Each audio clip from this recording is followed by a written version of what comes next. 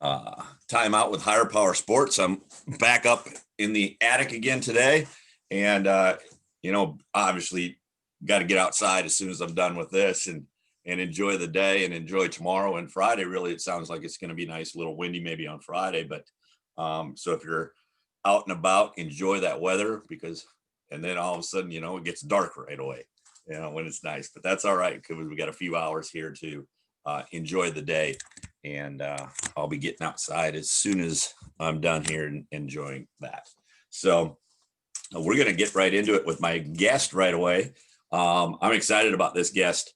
If you follow golf at all in the state of South Dakota, you've heard of this guy. You may have never seen a picture of him or anything like that, but you've heard of this guy because he's done a few good things on the golf course. And we're excited to have Ryan Jansa with us. Ryan, how you doing today?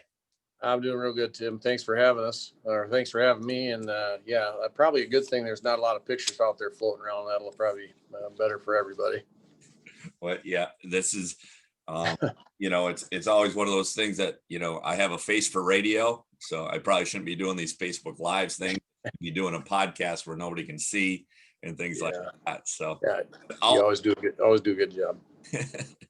So a couple things. Why don't you just kind of give us some background on yourself and, Sure. and how you got to where you're at? Yeah. I was kind of a country club rat, really. I was pretty fortunate. I grew up, my dad was a really exceptional amateur player. My grandpa, actually, Cliff, he passed away before I really even got to see that. I think I was 5 when he died, but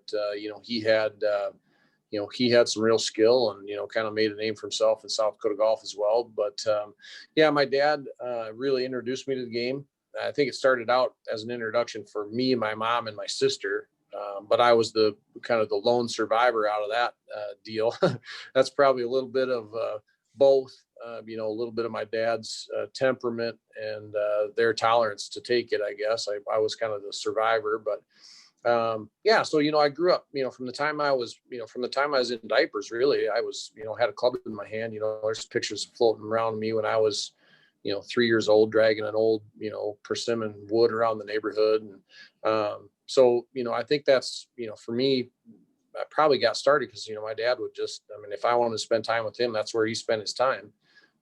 Times are different now, I think, it's, you kind of do what your kids want more, I think, now than back then. My dad kind of did his thing. And if I wanted to be out there, that's where I was. So, and Western Hole was you'll know it as the Country Club of Sioux Falls now. I'll always know it as Western Hole, but, it was an incredible environment at the time. It's hard for people to imagine what it's like now, but I remember distinctly at 5 years old, my dad would just drop me off at 7:30 on his way to work.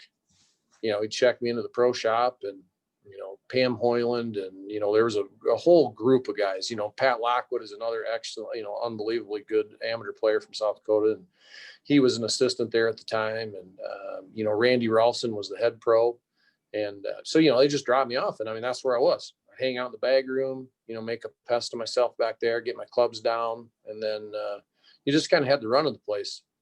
Putting and chipping and playing games and, going over to the range. And Western is unique in the fact that it has a short course, kind of an executive deal.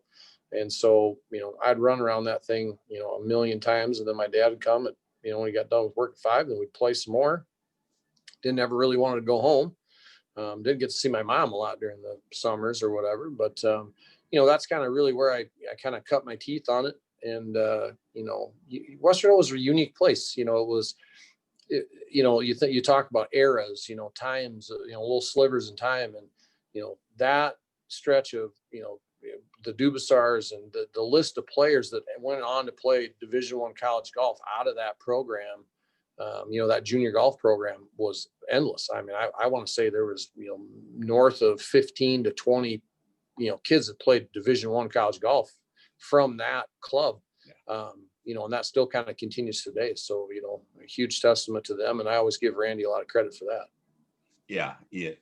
I think golf is one of those sports. Obviously, it's not, in the last few years, even with, Tiger Woods coming on 20 some years ago, and now, just it's getting more and more popular. But in our area, because of the short season, I don't think it gets as much pub as, a lot of the other sports. But obviously we've had a lot of good players, starting in your era and going on now. And that, Yeah, absolutely. Yeah, Kim Kaufman, obviously, the people that kind of make it to that next level, once you get out of college and you continue to play professionally, I think, you start getting some success at that level. You certainly get to be more well known. Obviously the Byrams are certainly the most famous probably to come out from on the men's side. But, there were all sorts of, Terry Comstock played on the tour for a little while. His brothers, gave it a shot. There were some local kind of legends that really never made it to the next step, but, played just phenomenal golf. Al Cook, was a, unbelievable amateur player. And the times are just different. I grew up, that's what we did. We would go watch those state tournaments, and, you just got to know those guys. They were just like, little, I'll call them, mini idols as you grew up, whether it was, the Byrams or, the Cheddars, always had, they were good. You watch them play, and, there's all sorts of very colorful people in that process too. And so I always kind of aspired to, I always wanted to be in that final group on Sunday, because, back then you used to get huge crowds, a couple hundred people out watching you pretty easily. And so that part, I think, always fascinated me was, I wanted to play in front of people. But yeah, South Dakota was, it's funny, when I went to school, I got down in New Mexico, and, I walked on at New Mexico State. There was 108 guys for 2 spots, and, and I was hungry. I mean, to the idea of playing golf year round was, I'd never done it, I never, and so I was excited. And almost to see how the recruiting changed after me and a couple of the other guys from, and ladies from, Sarah Comstock was down at New Mexico State, and Todd Kolb was down there. And there were several others that kind of went through that program. But to see how they kind of gravitated towards kids from the Midwest, because, when we showed up, when November came, I was hungrier in November than I was when I showed up in September, August.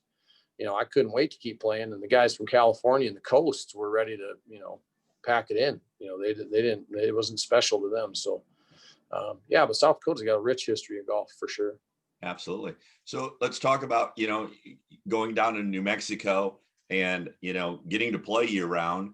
And what was that adjustment like, coming from South Dakota and not getting to play, and now all of a sudden you're getting to play, was it just, and obviously college golf, Sure. a lot of rounds. Did you start hitting the range more? What was that transition like? Yeah, I think it was, I mean, this isn't, you got to remember, I'm getting pretty old, but I mean, this is back in 1992, ish, and so I think kind of it was the very tipping point of when people started kind of paying attention to kind of getting fit, like that was, no offense to Tim Herron, but the Tim Herrons of the world, I mean, just wasn't, and the Craig Stadlers. I mean, that the shape of golf was starting to change a little bit. The big guys wearing plaid, smoking cigarettes was starting to kind of change. And so, it was really my first introduction to, fitness, when I got down to school and started playing there, the workouts that you had weekly, basically just mini versions of what the football team was doing. Because for people that don't play golf, and I think especially all the people that are maybe watching that are I'll call them true athletes, you're out there as a linebacker or lineman or whatever, and I have nothing but the most respect. But I mean, golfers tend to always get a little bit short end of the stick. But in college we'd walk on average 11 miles. We carried a 40 to 50 pound basically rucksack. You picked it up and put it down, hopefully not a lot of times because it indicate you're not playing very good, but, you pick it up and put it down and haul it around, and you got, you ate your lunch on the run. So, it was hard, and meanwhile, obviously having to study and do whatever. But yeah, for me, when I got down there, it was, I was pretty solely focused on getting better. I wanted to continue to get better. And I knew that atmosphere specifically was going to give me the best chance. And I took full advantage of it. I have always been, and my wife Julie will attest to it. I mean, she she's practice averse a little bit. She will practice, but she doesn't, seek it out.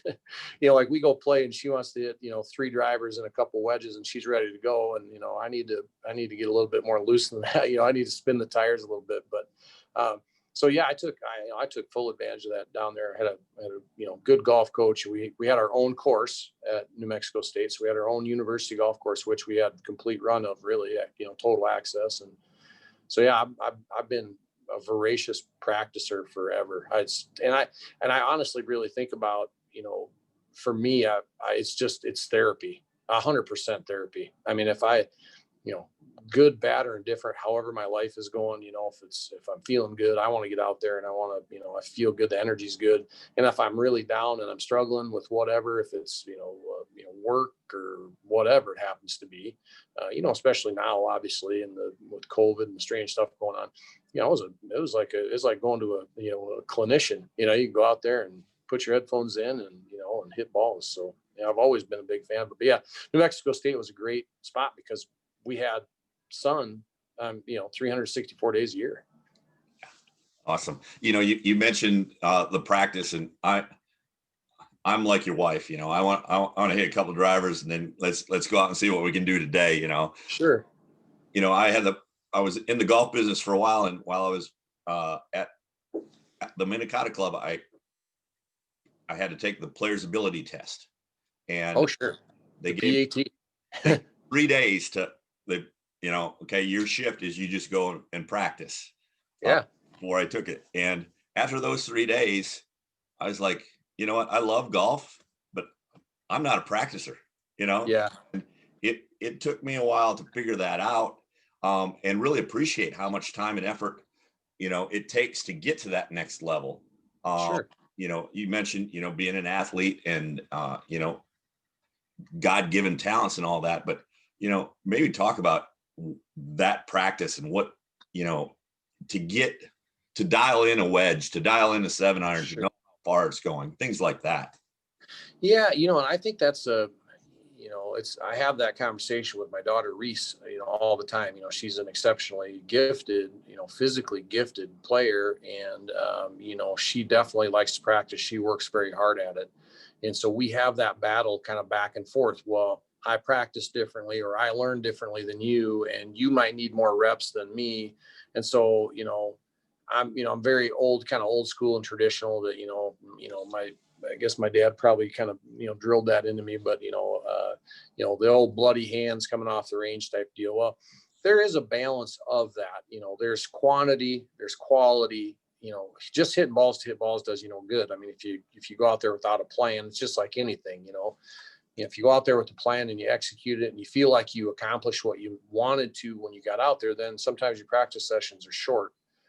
If you're working on something new, that's a whole different deal. Now that's something that you got to kind of grind into your system, so that it's more, I'll call it reflexive. You don't have to think about it while you're out there. It just comes to you, and that only comes with reps. I always attribute really, really good golfers to driving. When you first start driving, everything's new. It's like, well, when do you turn on your blinkers or whatever? Well, now if somebody said, hey, think your way through every step of driving from your home to your office, and try to imagine how impossibly hard that would be. Okay, foot on the gas. Okay, now we're taking a left turn, hit the blinker. It just becomes reflexive, and the only reason it's reflexive now is because you've done it so many times that you don't have to think about it. So I've always, believed that until you can kind of get to that point, whatever that is, no matter how you practice, when you get to that point where it starts to get very reflexive, that's about the time that you can kind of call off the dogs and do something else. There are times too, where you can overdo it, where you work yourself into bad habits. And obviously that's not very good. So it's a little bit about being in tune with your own self. It's kind of like tuning an engine. You just got to have it hum kind of just right for you. Some people might not hear it the same as you do. But yeah, in the end, that's the goal. But, for me, a typical day, like if I had my total druthers and I could just, I didn't have any list of things to do or whatever. And, I could get up in the morning. I mean, when I was playing professionally, I'd get up at 7, I'd make a sandwich. I'd take it up to the golf course. I'd chip and putt and work out of the bunker for, a couple hours, maybe now it's 10 o'clock, then I might go putt for an hour. Then I'd break for lunch, maybe take an hour for lunch, half hour, whatever. Then I'd come back and I'd really work mostly short game, wedges and chip shots and working on the scoring clubs. And mostly when I was professional, I couldn't hit a lot of golf balls because I didn't have enough money. I'd have to collect, I lived at Greenleaf and I used to have to collect all the balls that the tourists would come in and chip onto the green. I'd put them in a big duffel bag. And then at the end of the night, I'd pay this guy $5 and he'd let me hit all the balls, at the end. But yeah, for a typical day, I mean, I might, 6 to 7 hours was not uncommon. Some 8-hour sessions, if I didn't play, was probably well within reason. Now, I try to be a little bit more sharp with my time. If I get 3-4 hours, that's a pretty solid session for me. I feel pretty accomplished. This year I had a couple things I wanted to work on. My putting was suffering, and that came specifically out of conversation with Reese again. She's kind of pointing out, I'm having a conversation with her, boy, you really need to practice, and you can't really complain about other people beating you because you need to put in more time. And then I looked at myself and I'm like, well, when's the last time you did that? Yeah. So yeah, this year I was 100% rededicated to working on my putting, and it paid huge dividends. So I want to jump over the professional years when you were run, and we'll either come back to that or we'll have you on again and talk specific, because that will be a great conversation. But I want to talk a little about, your amateur career now. Sure. I forget the number now. How many state titles do you have? I think it's 41. Yeah, 40. Yeah, and I have to temper that a little bit. Obviously, I mean, I have 41 state titles. I think I had part in all of them. Julie would maybe not, agree with that on a couple of them. I think she probably pretty much just drove the car on that deal. But I've been really, really fortunate. Had a lot of really, really good partners. Very fortunate. Bounces go one way or the other. I mean, golf is a funny game. But yeah, personally, I don't know what the number is, but probably 18, 20, something like that in that version, individually. And, but yeah, how it all really started. I mean, I was kind of a short, kind of squatty, not, kind of fat kid, really. I mean, I just wasn't, I didn't mature as quick as some of the other guys. I was kind of always the short guy and didn't hit it very far, but Randy Rolfson was his big deal was, even at the time, he was ahead of his time. He's like, I just want you to learn how to hit it as far as you possibly can. And then we'll figure out how to make it go straight after that. And that was his big deal. All the kids that kind of went through his program had that same deal.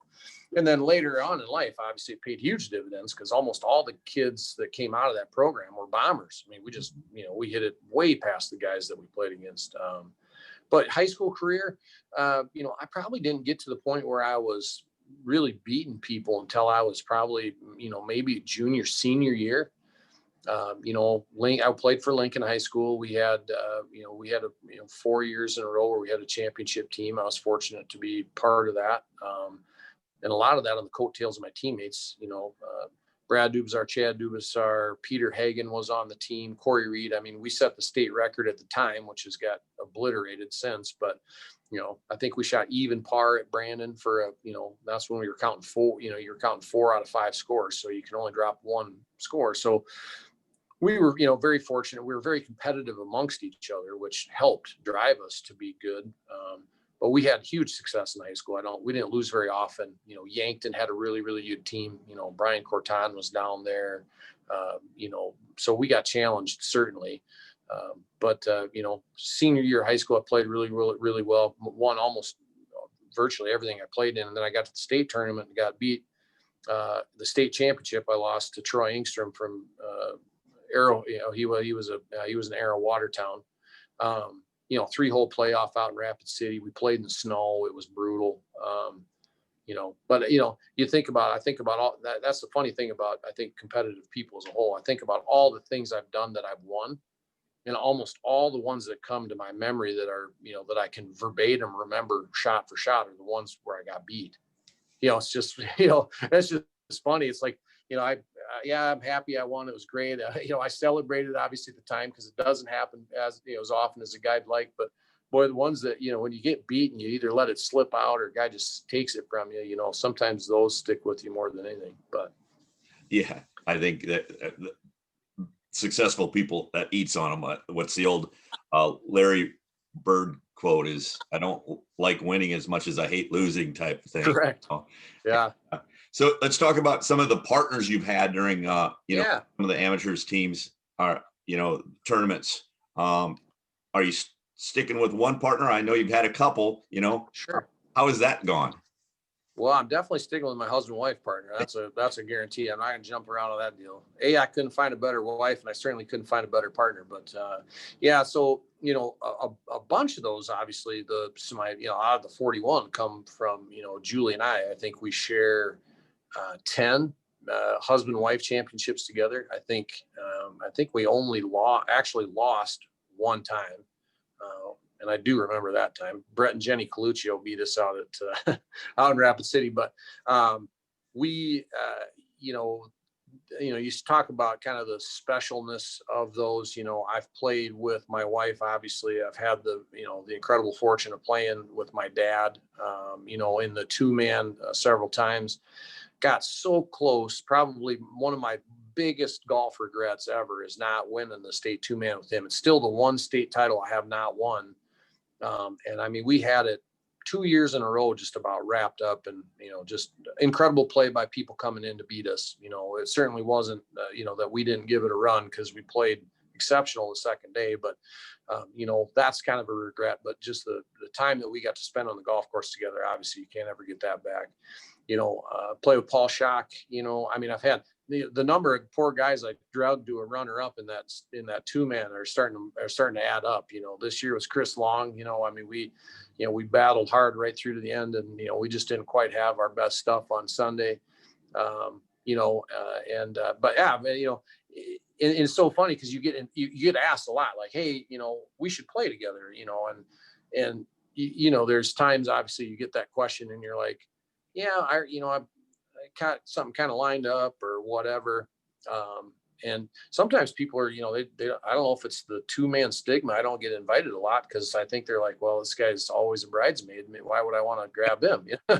But yeah, and then obviously played with Keith and Casey Kogel, a couple twins from Parkston, two of my best friends, and we've had great success in the last 5-6 years. Keith and I won this year and last year. We repeated, and then Casey and I played 3 years in a row in the mid-am two-man and won that 3 years in a row. So that was awesome. I played with Chad Dubasar 1 year, so I've spread it out a little bit. I'm certainly, I always trying to find the right mix, I guess, whether it's a combination of me or a combination of my partner. But yeah, that two-man is elusive. It's a really, really tough event. The two formats are difficult. Best ball, and then obviously the Chapman format can be, can either go 100% your way where you're just clicking. Julie and I 1 year straight alternate shot 7 under at Mitchell, which I still to this day don't know that I could have picked anybody in the state, male or female, and done that with. So, it's golf's just it's a really hard game. I tell Reset all the time. And but yeah, the amateur side of it from a team standpoint is it's complex, in the fact that you got to balance your own kind of emotions and try to help prop up your partner or keep them in check. And so it's tough, for people that have success in those team events. Pat Lockwood and Mark Amundsen did it, relentlessly. I don't even know how many they won together, but they just, I think mentally they both were on the same page so much that's why they had such good success. And I think that's why Julie and I have success in the, because I think we understand each other's games and where our weaknesses and strengths are, and seem to always play into them. So.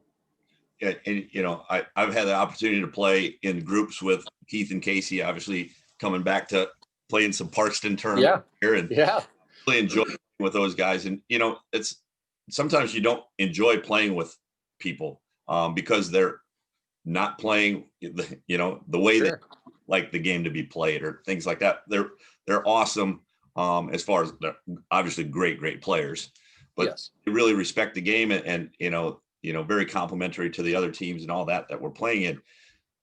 So when you're playing against teams going down the stretch, Yeah, competitiveness is sticking in. And in the game of golf, it's, there's, you can hear what everybody's saying and things like that. sure.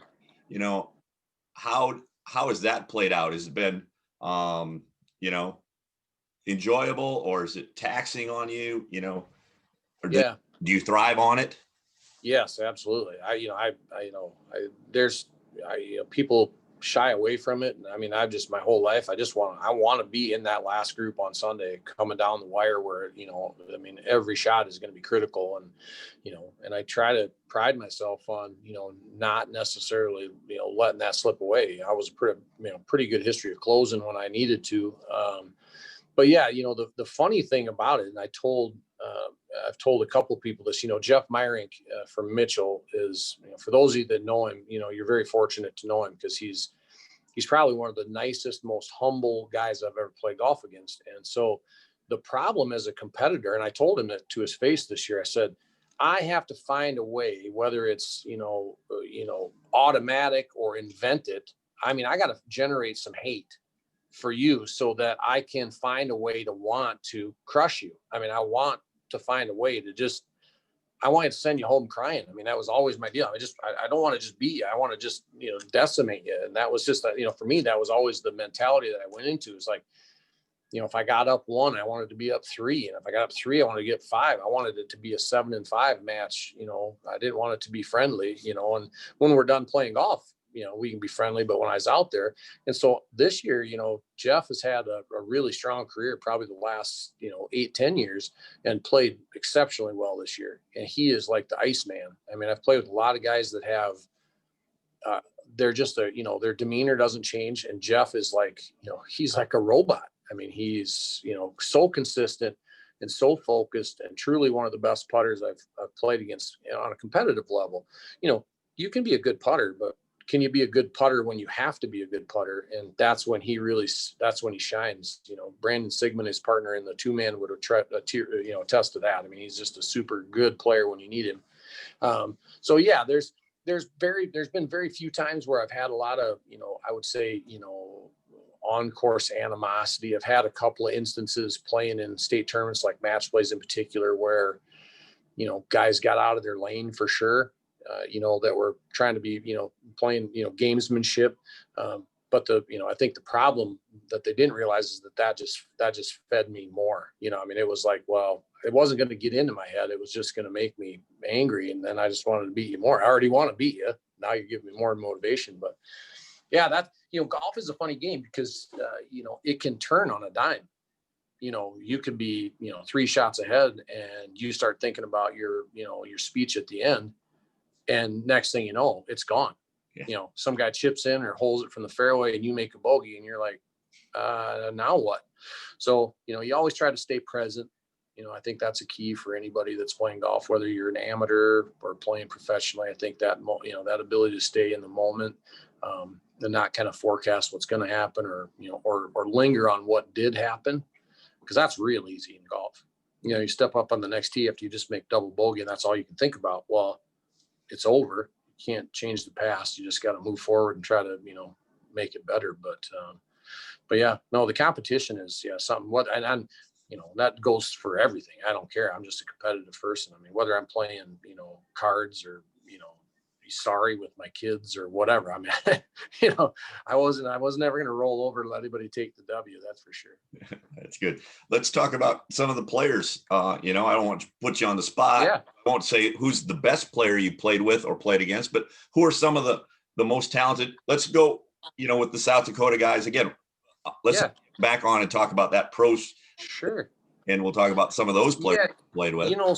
South Dakota, I think, growing up for me, I was 1991 was kind of my, that's when I graduated high school. I think the young players that were really starting to emerge were, Todd Cole was an exceptional player. Both Dubasars were very good. Marty Vandenmoer was another very good player. I always had good success in the state tournaments. But, locally, I mean, the list is endless. Don Hill was an incredibly good player, and Terry Glenn was a great player locally, and Pat Lockwood and the guys that are out winning state tournaments. Obviously, they're unbelievable in their own right. But, Mark Amundsen was, always somebody I looked up to. He was a member at the club, always won the club tournament, always had time for the juniors too, was always very, open to answering questions and being, out there for you. If you, hey, show me how you did that. And he'd show you. Also, extremely gritty guy. And then as time went on, Jeff Hilgenberg was from Millbank. He was a solid player, coming in and out of high school. Tyler Richetto from Rapid City. A lot of guys out west were, that were really solid. Mike Brummer was, I think Mike probably got better as he aged, and I think he'd probably agree with that. I mean, he's a killer, from the time, he got to be kind of pre-senior to senior. I mean, he's hard to beat, still is hard to beat. Derek Bersheim, I got to play golf with him growing up too, from Flandreau. He was a super good player. Matt Einspar, obviously, exceptionally good player out of Brookings. Scott Holmes, another guy out of Brookings that was, that always was a battler. Jeff Meyerink right now, I think is, really, really good. And then, Brandon Sigmund's a guy that, he's clipped me several times, and just steady Eddie, just never, he's always between the pipes. But, the young guys, I tried to explain that this year. So, I was fortunate enough to go out to Rapid City and win the AM this year. And truly easily one of the highlights of my whole golfing career. To be at 47, I walked that whole tournament, carried my own clubs. That was my goal this year. I played the match play. I walked, I carried every day. I had a caddy that, that helped me through that, Mitch Brunick, my cousin. But, I took a lot of pride in the fact that I got fit and I was going to be out there and I was going to do it right. And these young kids out riding carts, and just about, it kind of sickens me really, even still when I look at it. I don't get it. I don't approve of it. I don't think it's right. That's just not how the game's played. If you can walk, you should walk. I mean, that's part of what makes it so, to me, that's the cathartic part of it. That's the feeling of the grass under your feet. I mean, I think there's so much information that you can gather by walking, that you don't get now. But, the thing that's so much different from when I played is that, when I was winning, let's call it 91 to 96. I think there were guys, I showed up on the range and I felt like I was going to win. In fact, like when I was hitting balls, I'd look around and be like, I feel pretty good about it. I feel like I got a good chance of winning. And then sometimes I might just go out there and I just be like, I don't know why they're here, because I'm definitely winning this week. But the kids now are fearless. Yeah. I mean, absolutely fearless. They look at me and I'm, I don't know, some 47-year-old guy that, used to be good and, probably isn't very good anymore. And, but yeah, I mean, they're just fearless, the Bryce Hammers of the world and, all those guys are just out there and they're so physically gifted. We didn't really have that. I mean, they have, Todd Kolb and his sports academy and Sanford Power, and they're teaching them how to get stronger and more, more club head speed and faster and getting their swings dialed in. I mean, we had a regular club pro that, that knew a lot, but, that's all he knew was go out there and try to help you get better. But, they have so many resources now and they have access to playing golf all the time, which kudos to them. I'm certainly not taking anything away from their talent, because they are extremely talented. They hit the ball so far and they're so precise. And I think that, like I said, I told Reese when I was out in Rapid City, I just said, they're just fearless. I mean, when I was coming down the stretch, when I was playing really well, if I was playing against a young guy, let's say 93, I never had to worry. I was like, well, he's going to make a mistake for sure coming in, because the heat's going to get too hot and he's going to crumble and I won't. But that was, I knew out there in Rapid City this year, I'm like, that's not an option anymore. Now I'm chasing them and they're not backing down. Their foot is stuck on the gas pedal. And in most cases, that's why they continue to win. So that was fun. But yeah, no, and if I miss names, obviously it's impossible. The Kogels I play with on a local level, they're all very good. Danny Amundsen's a great player. Chad Dubasar and his brother Brad were exceptionally good players. Brian Corton obviously went on and played the tour. He had, Will Collins was another great player. He was a Rapid City guy. I mean, the kind of the list goes, on and on. I mean, I've been very, very fortunate to, if anything, at the end of my career, if I look back, I mean, it's just the number. And Michael Keaton is another really good player, but there's Brody Hullinger. But anyway, there's the list goes on and on. But I mean, to me, it's not the wins pile up and it's great, and I can look at the trophies and I got a lot of really good memories. But I look back at the memories I made with the guys, the times on and off the golf course, the laughs that we had, whether it was, intense at the time, always remember, the battles are what I remember, and, the friendships that I've made out of golf. If I didn't have golf in my life, it's pretty hard to tell where I'd be. I think I'm successful in business because I played golf, because I know a lot of people. I met my wife, playing golf. My kids have seen the world a lot, from me playing golf and for them playing golf now. So yeah, it's been a good ride. Yeah. And you mentioned, your family. I'm fortunate to grow up in a golfing family too. I had a grandfather that was a big golfer here in Parkston and won a lot of the city tournaments.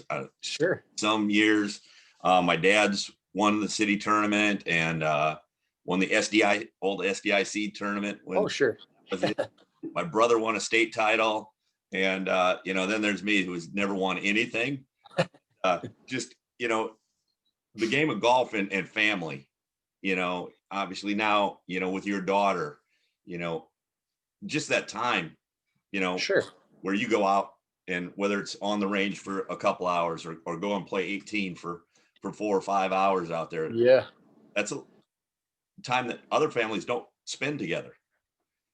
Yeah, correct. And I think, golf for a good reason gets a bad rap for how long it takes, and that's just kind of individually, I mean, Julie and I and Reese might go out and walk, play 18 holes, take us, 2 hours and 20 minutes, so, I mean, it can go faster, it can go slow, hopefully everybody's listening, you're out there playing fast. Yeah. I always said, I don't care how good or bad you play, just do both of them fast.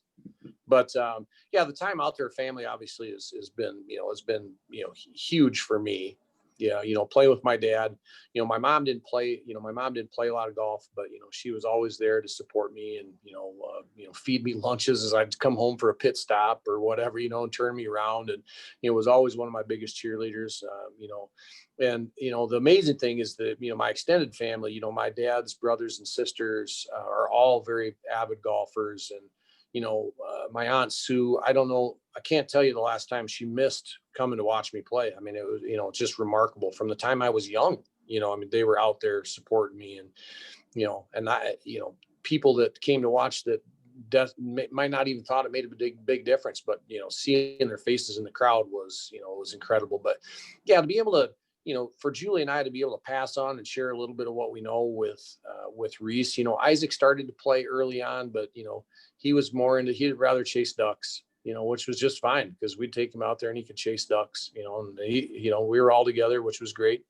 But, to watch Reese, I call it the not listen, but listen technique, where, she doesn't want to take any advice from you, but then as you watch her kind of play, you're like, hey, I remember having that talk, that's always fun. It's always fun to see her kind of, and it's honestly, it sounds terrible, but it's fun to see her struggle through some of the stuff that she needs to get better, because she's not really one that's just going to hang it up. Things go bad. This year was a good example. She started off really, really well, had a solid, first 3 quarters of the year, and then developed bad habits and finished poorly. And, your options can be give up, or, hey, you know what? I don't want that to happen next year. I'm going to do better. And she definitely has that attitude, that she wants to continue to get better. So, yeah, it's you couldn't even really quantify what it means, especially as a dad and a husband. That time you get to spend with your family is super quality. And we're all so competitive that there are times in the golf course it definitely gets intense, but in the end, you get to all go have dinner and shake it off. But yeah, no, it's awesome. Yeah. Awesome. One more quick golf question, and then yeah, got a couple more topics I want to touch with you real quick. You bet. Last golf question: who hits it farther, you or Chris Long? Well, if you took Chris's ball flight and straightened it out, he probably hits it farther than I do. But and that's a little bit of shot for anybody that plays with Chris. Yeah, he'll know ball's moving right to left. But I think, over time as I get older, I think I'm still hanging in there with him. I think it's a pretty much a dead heat, downwind. Now downwind, I'll get him, but into the wind, I think he's for sure got me. And then I have a question. You're in your office Yeah. and excuse me. And behind you, I see the guitars. Yeah. What's the guitars? The story? Yeah. So, I made a little bit of room for those. So the Pro-Am Jam, which is a tournament that, First Dakota National Bank puts on, they bring in some bands. Unfortunately, this year we weren't able to have it with COVID, but it's truly one of the better run and most fun tournaments I've ever played in. You go out there, it's basically a full 3-day tournament. You're out there, you get to play with local, guys that come in from Florida and all over the country, the mini tour guys, so it's fun for me, honestly, just to kind of see how I match up, 47, and you got some 23-year-old kid that thinks he's hot, to go out there and show him that maybe he's got a little bit to learn. That's fun. But so the guitars are trophies. I'm not musical, so in fact, I was so kind. I'm like, oh yeah, we got these guitars. Well, my uncle is a very accomplished player. He plays, and so does my other uncle Dave. And he said, yeah, you can't even play those. You understand? They don't have the right equipment on them. They're just trophies. I said, well, I'm glad somebody told me before I tried. Yeah. So. Yeah. And then you mentioned your daughter over at Harrisburg. Accomplished golfer and a good athlete. She's also a very good volleyball player. And yes. There's on your Facebook page, there's this guy out there that's a super fan. Explain to that people that haven't seen the super fan and how that came about. Oh man, the super fan. It's like my alter ego. I have those. I constantly have little super fan scripts go through my head all the time. And it all started because I have a teenage daughter, and I didn't know anything about Snapchat at the time, but apparently if you want to communicate with a teenage daughter, Snapchat's important. So I kind of lopped onto the deal. Well, the glasses guy, which is kind of how they know him as the glasses guy, and I started sending Reese when she would go, her and her teammates. I started out with just her. She was getting ready to go play in a tournament that I wasn't able to attend. And so I would take a little Snapchat video and I'd send it to her, kind of in the same character. And, over time, she liked it. Well, then she'd show her friends. Well, then her friends were like, well, why doesn't he send them to the team? And so I started sending them to the golf team. And then, one of the moms on the golf team had a girl who was playing on the volleyball team and said, hey, we really wish you would, maybe do it for the volleyball team. And so then, now it's just every game day or, whatever, we've got a big event coming up. I'll bust out like today we're playing the Bobcats. And so, and over time, I got a kind of a silly personality anyway. And the funny part is, like I'll see grown men, men that I see on a daily basis. And they're like, you got to stop doing that. You're making a fool of yourself, And I said, well, do you think that I care whether I make a fool out of myself? I said, I'm a grown man. I'm very solid in who I am. I mean, if I'm out there making a fool of myself, I do that routinely without even trying. I don't have to put any effort in it. I said, but the kids love it. For me, it's my way of, letting know, truly underneath it, it's funny but in the end, I'm a huge fan. I just, for anybody that's out there doing anything, whether it's sports or academics or, whatever, I'm a huge fan of the human spirit. Get out there. I love to watch people compete and give everything they have, and the super fan for me is just my way to really kind of, subtly let them know that, hey, I got your back. I'm going to be there rooting for you. I know you can do it. And, that volleyball team has been through some tough times. Obviously, COVID's a strange deal.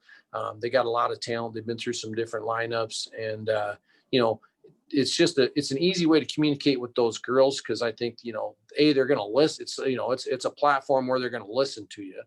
If I got up there and I didn't have funky glasses on and I didn't have the funny voice and I'm like, hey, good luck at Brookings, it's kind of like, well, but if the super fan puts a spin on it, I did, I've done a few where I've got some props, I've done some pictures and, talking about, gazelles and, whoever we're playing, trying to get out there and make it lighthearted. And so, it's funny because we were someplace and I had forgotten. It was like game day and I'd kind of forgotten. And they're like, hey, There's no super fan for today. So I'm like, all right. So, out I went to the gym and did the super fan or whatever. But yeah, so I, occasionally, I do that guy, not as the super fan, but I do that guy with some of my buddies, and it's, it's not quite as suitable for work or consumption, but it's, yeah, I don't know. Like I said, it's self-deprecating humor in my opinion. And I enjoy it, and I think the kids like it, and we're going to continue to have fun with it for sure. Yeah, I always enjoy when the super fan comes on. So on that. And before we wrap up, again, I'd love to be back on and talk about that time in your life when you were trying to make it professionally, and Sure.